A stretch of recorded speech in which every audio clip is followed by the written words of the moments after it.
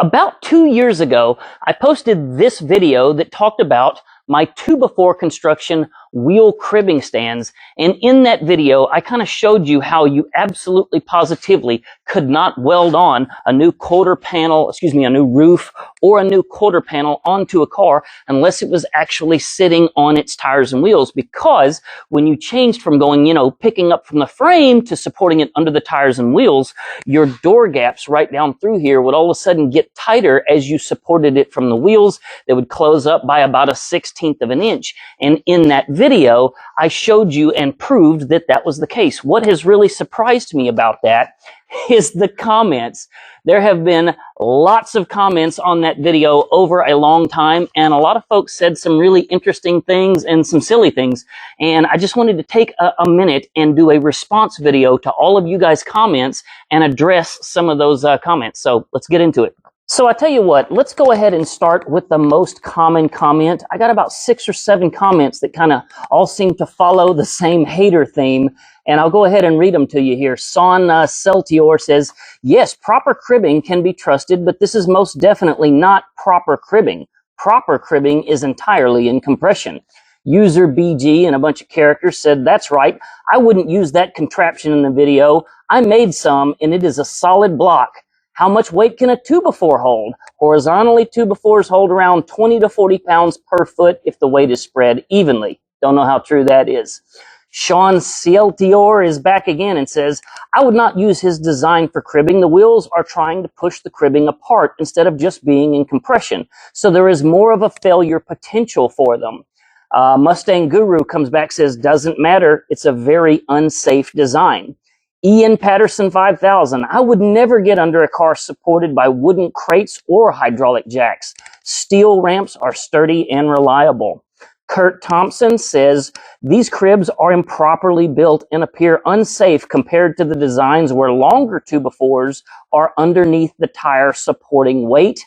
We've got Timothy Kelly here says, I wouldn't lay under that car with those Lego blocks. Looks like they would rip apart at any time. And don't worry, we got a couple more haters here. This is not the proper way to do cribbing blocks. Sean Celtior is back again. The 2x4s should be strictly in compression. And we have another guy here, OU812.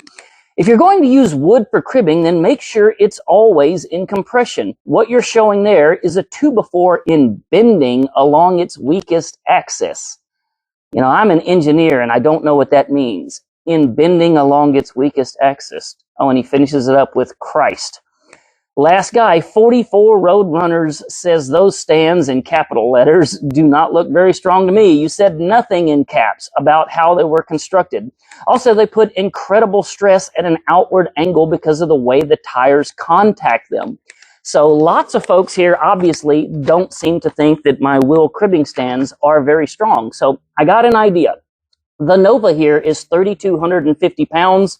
So we're talking less than 1,000 pounds on each one of those things. I personally think these things are way over-engineered and drastically stronger than is actually necessary. And we're going to find out. I got a 8,200-pound Dodge diesel sitting in the driveway. Let's bring that thing on in here, get it up on the lift, set them down on these wheel cribs, and see if they, if they just break under the weight. Let's see what we got. All right, folks, there you go. That is my 8,200-pound diesel on these wheel cribbing stands. In this video right here, it's another video on my channel where we talk about the loading of heavy diesels and trucks onto 2-post lifts. We measured that truck and it was 5,200 pounds 5,000 pounds on the front axle, 3,200 pounds on the rear axle. So that wheel cribbing stand right there is holding 2,500 pounds. That's near the entire weight of the Nova. So I have absolute total confidence in these things. I don't necessarily know what proper construction of these wheel cribbing stands is, but now that I've seen it hold my diesel and just not even make so much as a crackle, I have absolute total confidence that these things are way stronger than is necessary for my 67 Nova at 3,200 pounds. Here's an up-close shot of the front wheel. I'll show you the rear as well. And in the end of this shot, I will also show you lowering the weight down onto the cribbing stands so you can see that, they really don't even so much as make a crackle.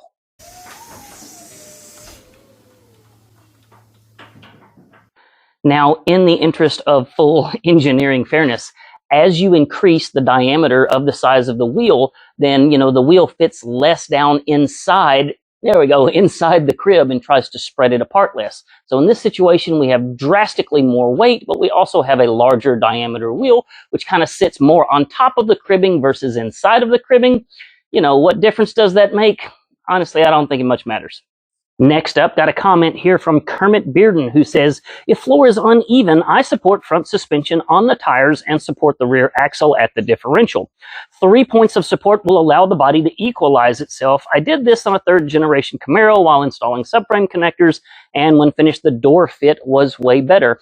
Kermit, I would ask and say, is that really the natural position of a vehicle? If its natural position is, of course, sitting on all 4 tires and you support it at 3 points instead of 4, is that really natural? I would also say that adding subframe connectors to a car really just kind of stiffens what's already there. It's nothing, like putting quarters and roof on and things of that nature, where everything has to all of a sudden align, when you set it on all 4 wheels. I don't really think that quite applies, and I would say that if you were really going to do serious body work, I probably wouldn't support it by 3 points. I would do it by 4. That's what's really natural. Next up, one of my longtime subscribers to this channel, KZ Painting, says, whoa, good to know. I've been fitting all my new panels and getting ready to weld them on. My car is on jack stands on my drive-on lift. I'm really glad I made this video for folks like you so that, you can kind of learn with me, in that it would be a terrible mistake to run off and weld all of those body panels onto that car, and of course have it sitting on jack stands. Everything would change just as soon as you took it off of the jack stands. So glad to hear that saved you a lot of trouble, Mr. KZ Painting. Next up, Mr. Padanky05 kind of mirrors what Mr. KZ Painting says, and says, I watched an old coworker put quarters and floors in an old GTO, and when they bolted it onto the frame, it buckled both quarters and front of rear tires. Looked like someone punted a football into the sides. Man, that's exactly what I'm trying to avoid here when I body a car sitting on its tires and wheels. That is the absolute purpose of those cribs behind me there. Mr. Jano FB says, doesn't really apply to cars with full frames. I use a frame on the body dolly, or I use a wooden dolly that connects to the frame mounting points. I want to point out this video right here, where I showed you in that video how I built the full custom chassis for my car. That Nova has a full 2-inch by 3-inch, 1/8-inch thick rectangular tube chassis. So this absolutely applies to cars with full frames. Gary's Garage says this is basic common sense, like don't eat Tide Pods. You just know better. And Mr. Brian Dunphy basically echoes that and says, you're building cars and you don't know that basic fact? Yikes. Guys, in my defense, I say on this channel all the time that I'm not a professional builder. I'm absolutely an amateur. But in my defense, I want to challenge you to do something. Go back to that original video right there and start reading the comments. Probably 8 out of every 10 comments are people like me that had absolutely no idea that this was a thing and that wheel cribs were necessary and the body will change based on loading and all that kind of stuff. Turns out that's really, really uncommon information. And then also, don't knock Tide Pods if you hadn't tried them. My favorite comment on this entire thing comes from Kinsey Conrad 105, who says, lil laugh emoji, body flex door hinges to the door and to the body there, LOL. So truth at the start and then right off track. Yeah, I'll stick to my way, thanks. What? Our V9603 says, I have watched a lot of pro build shops do builds, and I have never, in capital letters, seen any shop use such. Ever. I thought about that and I wondered, am I the only guy doing this? So I got online and looked for some pictures of the Roadster shops, build shop, and quickly I could see in their photos right there, there's their wheel cribbing sitting right there in one of their workstations.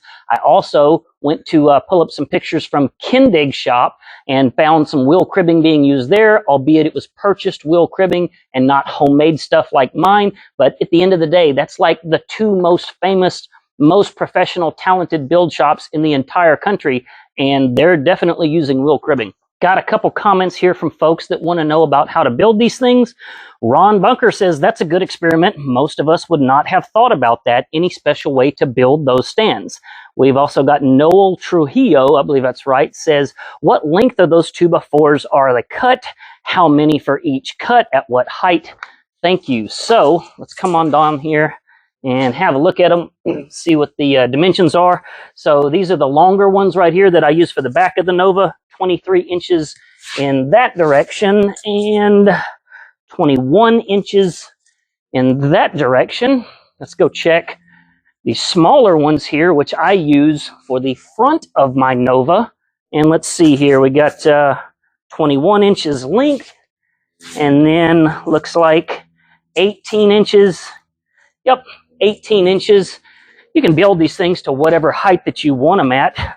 Looking at here, the ones up here, they're about 15 inches tall, and I am holding them together with a 3-inch wood screw. You know, when you go to build these things, based on the diameter of whatever tires you're working on, you obviously could change, you know, the spacing of everything. You may have more narrow or wider tires, so I wouldn't necessarily tell you to use my dimensions. I would just kind of mock it up based on what you think is going to fit your car well. But, you know, this seems to work pretty well. I would tell you that as you get ready to start stacking those things, you can make them whatever height that you want, but just consider that you want an optimal height to where you can just, you know, sit on a creeper and work on the, you know, the rockers down at the bottom, or you could stand up and work on the roof. You don't want to make these things so low that getting under the car is a problem, or so high that you need a ladder to work on the roof. So really just kind of, you know, think about it, put some thought to it, and pick the height that makes sense for you. Since I did specifically build those wheel cribbing stands for my Nova right there, I will tell you that the Nova runs an 18-inch 245 in the front and a 20-inch 315 in the rear. User Ruben Aguilera says, I prefer put the car in heavy jack stands, and those wood stand left them in the wheel in case something go wrong. Seems to me that what he's saying here is that he would put his car on jack stands and leave the wooden cribs underneath the wheel just as kind of like a backup plan. Ruben, I don't think you're quite following me there, buddy. If you're supporting the car with jack stands and you are putting body panels on the car, you are going to learn hard things as soon as you set that car on the tires. You can't do it that way, buddy.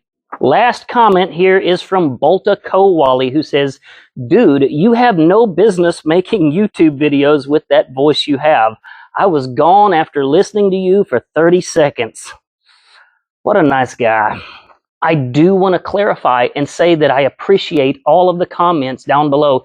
Even the stuff that's a little bit negative that says, man, that thing does not look strong enough. By all means, leave those kind of comments down below. All they do is encourage intelligent conversation, and that's a good thing. So I appreciate all of the comments. I will say, with the exception of the one from Bolta Kowali, who makes fun of my voice, you're an asshole, and that's why nobody likes you. For the rest of you guys that don't mind that I sound a little bit like Mike Tyson, by all means, click the thumbs up down below, turn on notifications, hit subscribe, all of that stuff if you want to make sure that you don't miss my content here in the shop. I appreciate you guys watching. Y'all be good.